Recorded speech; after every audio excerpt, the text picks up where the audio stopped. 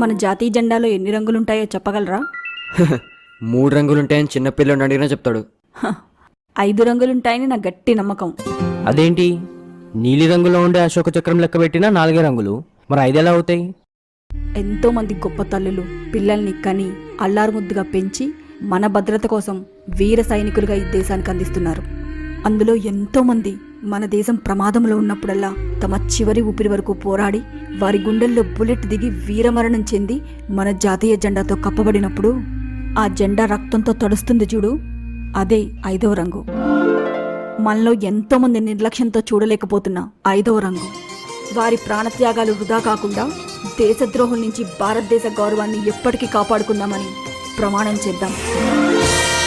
పుణ్యభూమి నా దేశం నమో నమామి, ధన్యభూమి నా దేశం సదా స్మరామి.